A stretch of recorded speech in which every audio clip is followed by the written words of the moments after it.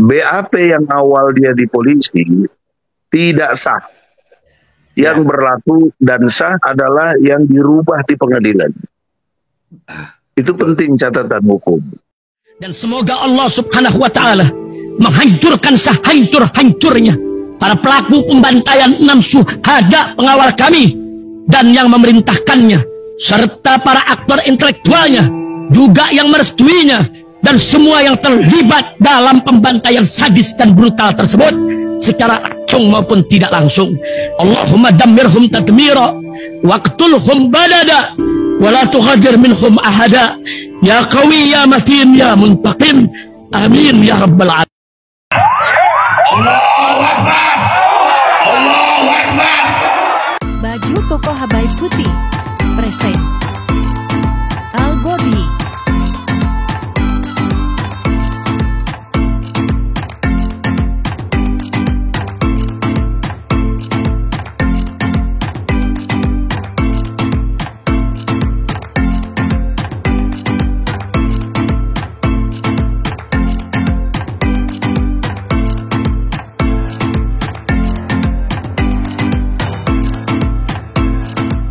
Assalamualaikum warahmatullahi wabarakatuh. Welcome back, selamat datang lagi di channel Babe Aldo. Alhamdulillah, bersama kami kali ini ada Profesor Dr. Egy Sujana. Apa kabar Bang Egy? Baik, alhamdulillah. Babe Aldo yang dimuliakan Allah. Amin, insya Allah kita semuanya dimuliakan Allah dalam Islam dan iman. Amin. Amin. Bang Egy, sebelum kita masuk ke permasalahan kami nih, gimana keadaan di Jakarta? Karena saya 7 bulan nggak ke Jakarta ini. Bagaimana keadaan perpolitikan di Jakarta ini, Bang Edi?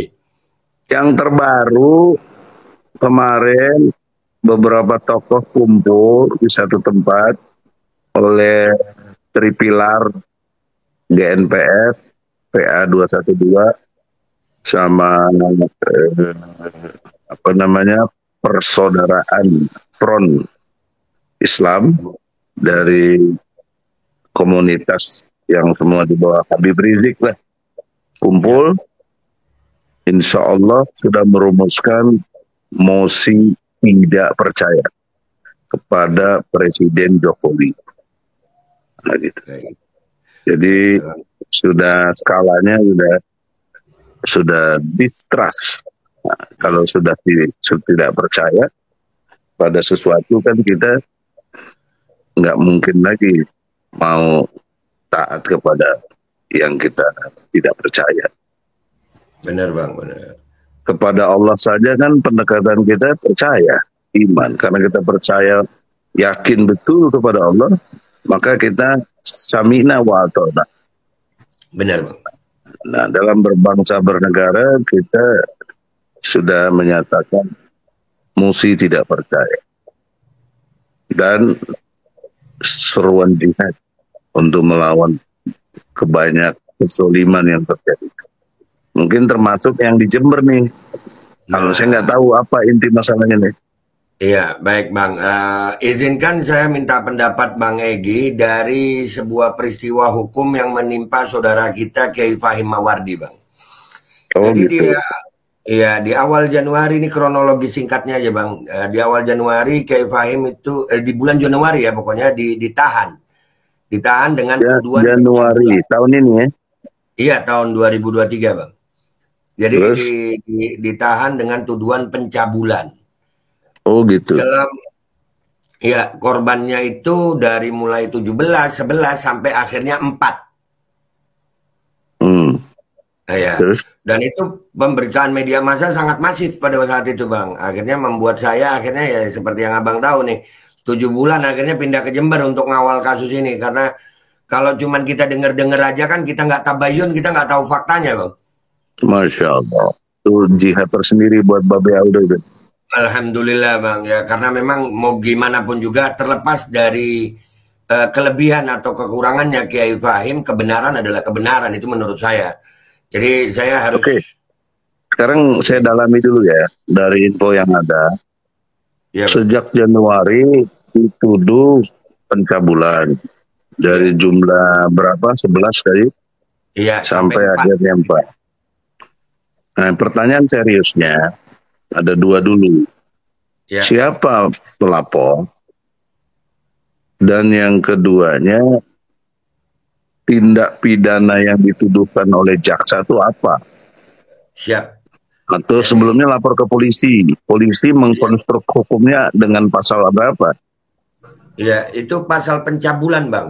Yang saya tahu pasal pencabulan. Saya nggak hafal undang-undangnya, cuman yang pasti pasal pencabulan. Ya, Jadi pencabulan pelapornya itu sepengetahuan saya tidak sampai sanksi 10 tahun. ada beberapa pasal yang dituduhkan itu, Bang. Diakumulasi ya? Menyangkut anak di bawah umur. Diakumulasi ya? Iya, Iya. diakumulasi. Apa istilah hukumnya jungto ya, Bang ya? Ya, jungto. Iya. Nah, pelapornya siapa tadi? Istrinya? Istrinya, Bang.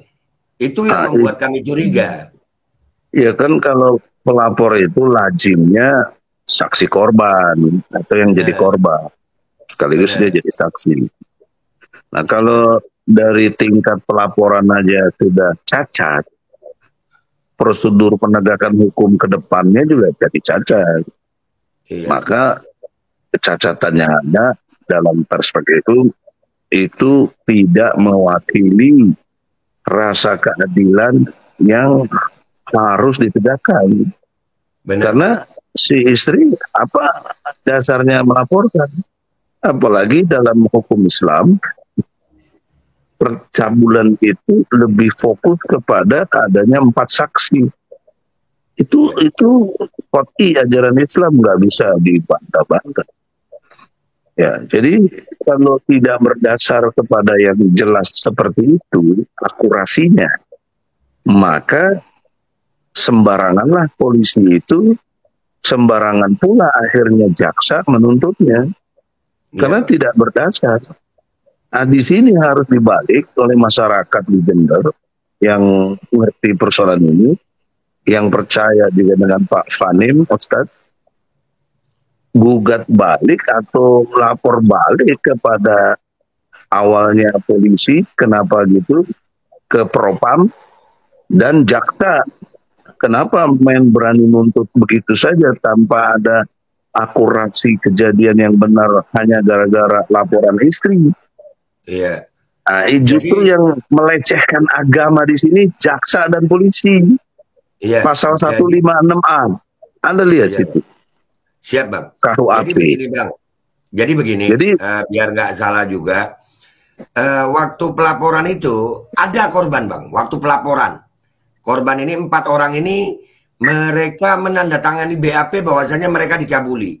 Akan tetapi waktu itu kami mau coba rubah BAP karena waktu itu anak-anak saya tanya itu udah ada kesaksiannya, banyak di video juga ada, di fakta persidangan juga ada bahwasanya mereka mau merubah BAP, tapi kata polisi sudah P21, jadi nggak bisa rubah BAP. Oke, kami ikuti persidangan akhirnya, Bang. Jadi saya selama persidangan ini selalu mengawal itu, Bang, walaupun persidangan ini kan tapi karena pidana.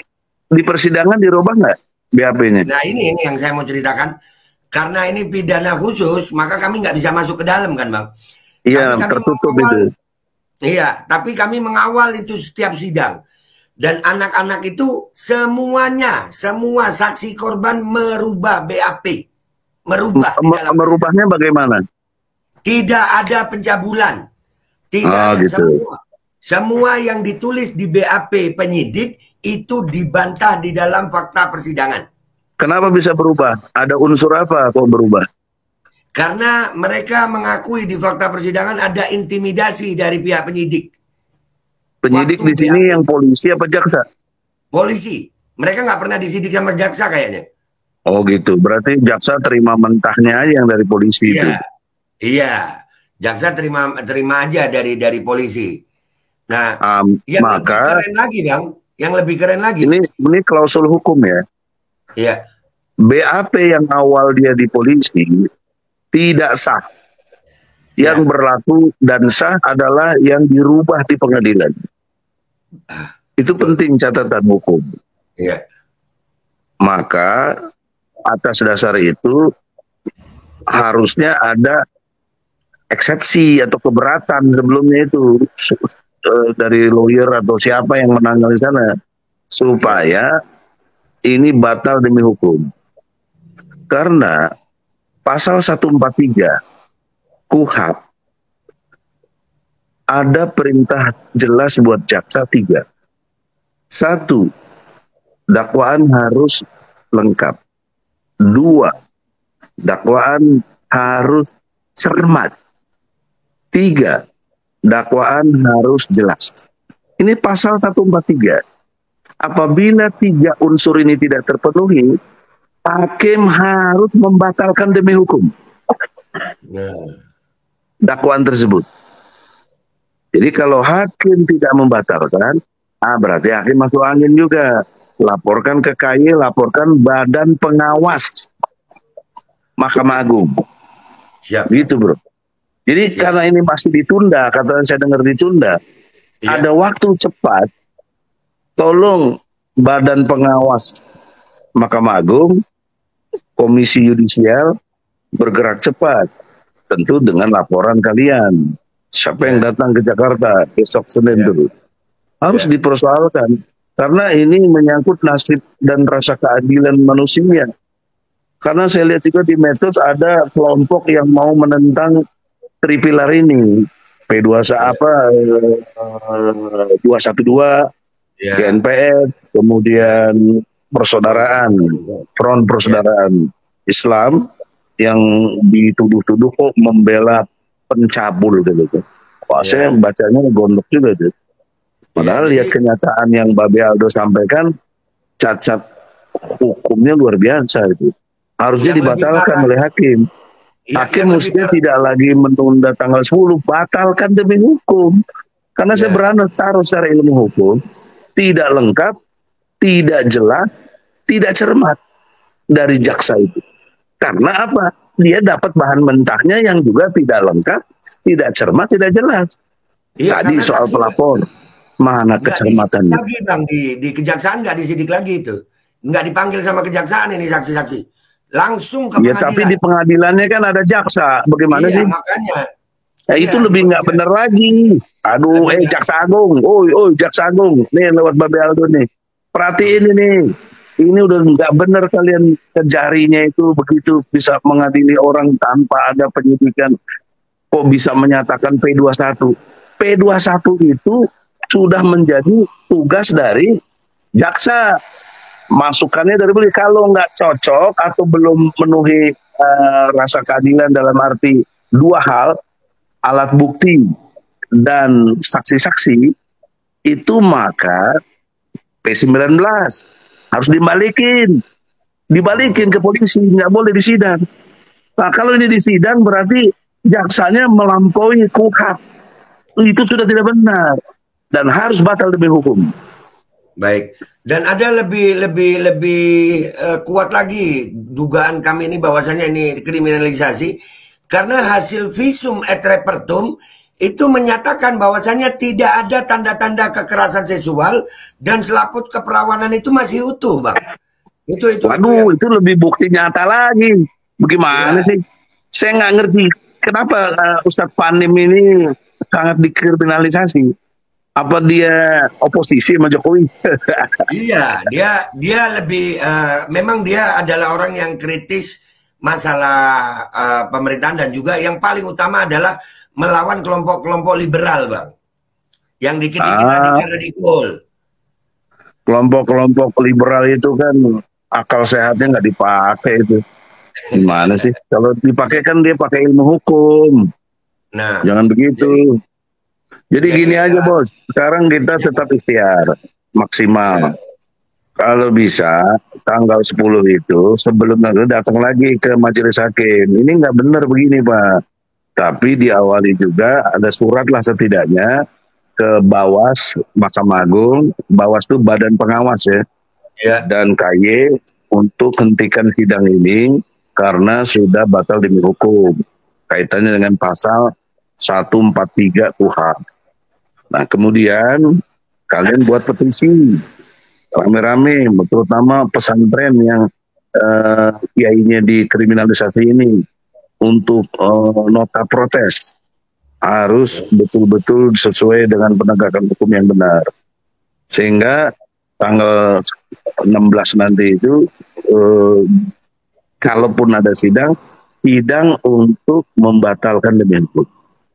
Nah, kemudian yang kedua, kalian catat siapa polisinya di situ, siapa jaksanya. Kita buat laporan khusus polisi dan jaksa yang nggak benar itu. Iya. Itu penting, dan juga laporan si istrinya juga harus diproses. Kenapa begitu deh? Masa dasar cemburu? Kalau cemburu kan harus ada dasar. Apalagi selama harus ada 4 saksi. Nggak benar itu orang.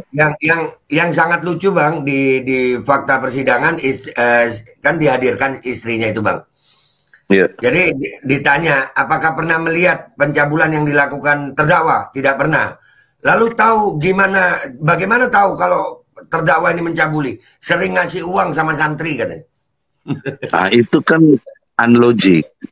Ngasih uang dengan menimbulkan perbuatan cabul kan nggak ada hubungannya.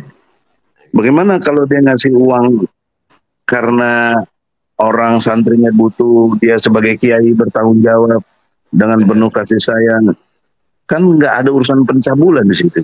Nah, di sini ilmu logikanya nggak jalan itu.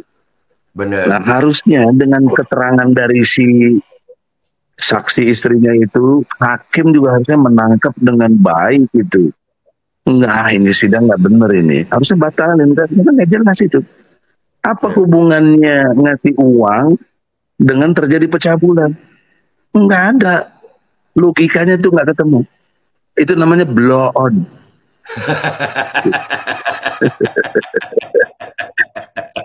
Itu sidang blow on itu.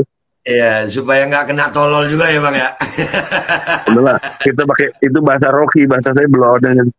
Iya Bang. Nah ini yang mau saya tanyakan sama Bang Egy, apapun keputusan hakim nanti,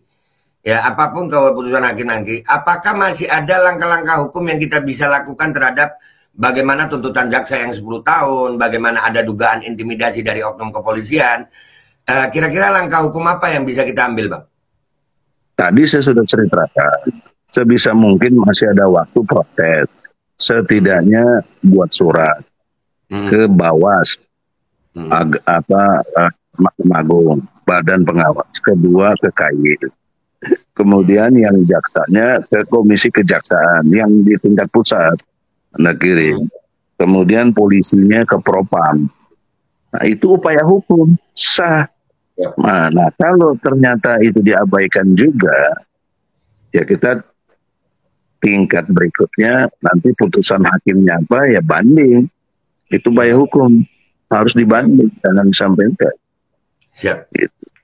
Siap Bang. Terima kasih Bang. Ada closing statement dari Abang, ini sangat membantu kami ini karena Abang seorang yang ahli dalam hukum ini Bang. Walaupun oposisi, tapi Abang kan memang bidangnya. Kalau saya ini kan cuma modal cinta aja terhadap ulama yang kami melihat. Andai kata memang ada bukti Fahim ini melakukan pencabulan, maka kami juga tidak akan membela Bang. Cuman iya betul. Saya... Nah, itu perlu digarisbawahi. Iya. Buat para pendemo yang mau mendemo GNPF, mau mendemo PA 212 dan FPI, maksudnya Front Persaudaraan Islam, tolong garisbawahi. Babe Aldo sangat benar. Jika Ustadz Fanimnya memang berbuat cabul, tidak mungkin mau berbulan-bulan di Jember. Saya tidak juga mau komentar-komentar ngasih ilmu.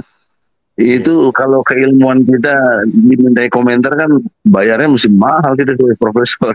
Siap.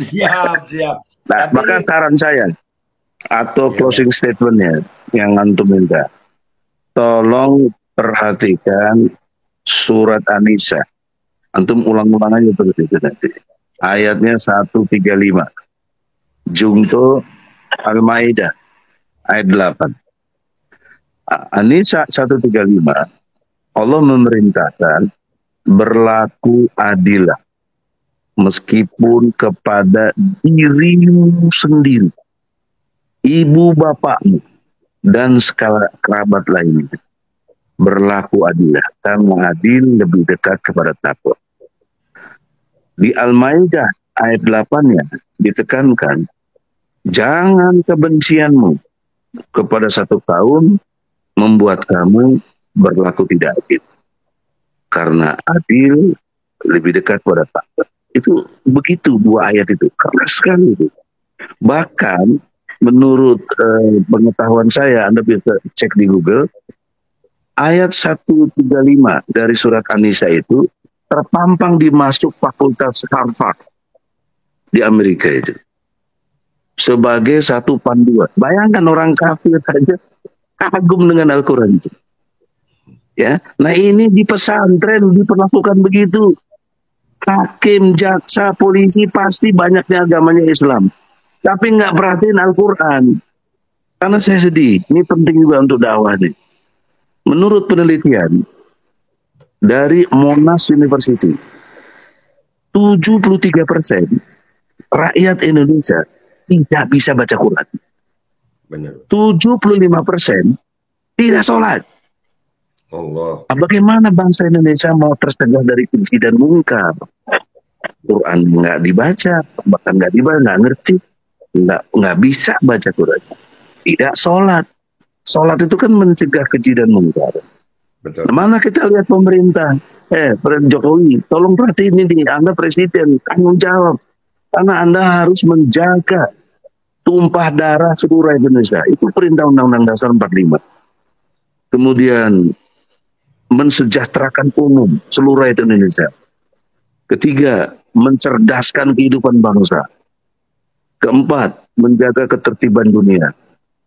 Itu tugas pokok presiden menurut pembukaan Undang-Undang Dasar 45 ayat keempat. Oleh karena itu, bagian dari mencerdaskan bagaimana kok rakyat Indonesia 73% nggak bisa baca Quran, tidak sholat. Kalian enak-enak aja dapat hasil dari pajak rakyat, ada yang timpe lagi, korupsi lagi. Rakyatnya nggak dijaga sholatnya. Bagaimana bangsa Indonesia mau baik? Terutama hakim tuh, jaksa tuh, perhatiin tuh, polisi.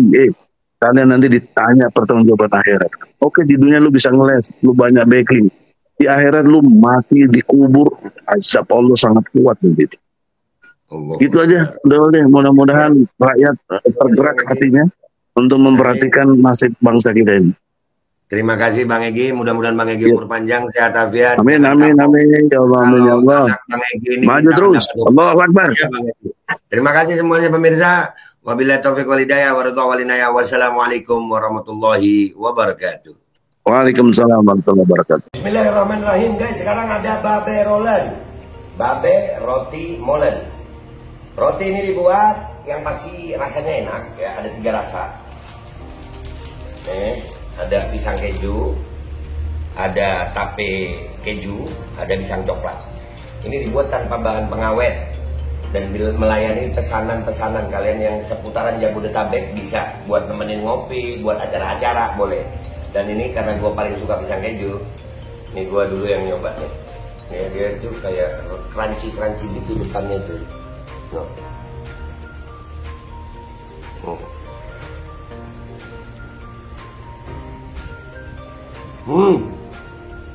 Tahu kerannya di depan nih, terus di dalamnya empuk. Ya Allah. Udah nggak usah lama-lama, lu kalau kepingin langsung pesen aja, itu ada nomor WA-nya, nanti gua kalau cantumin, ada juga IG-nya, langsung pesen, murah. Cuman nanti dia tanya itu 35.000 kalau nggak salah, ya.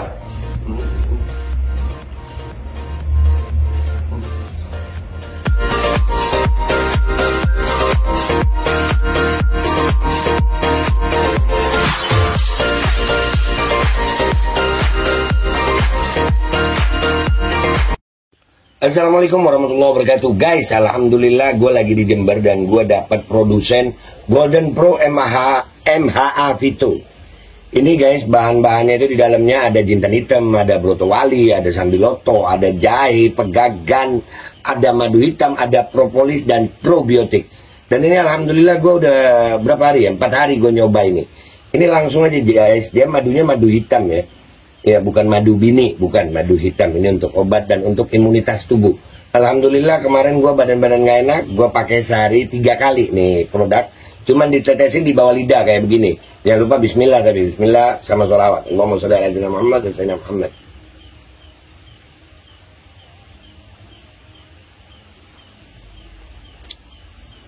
Dah, begitu aja. Sehari 3 kali.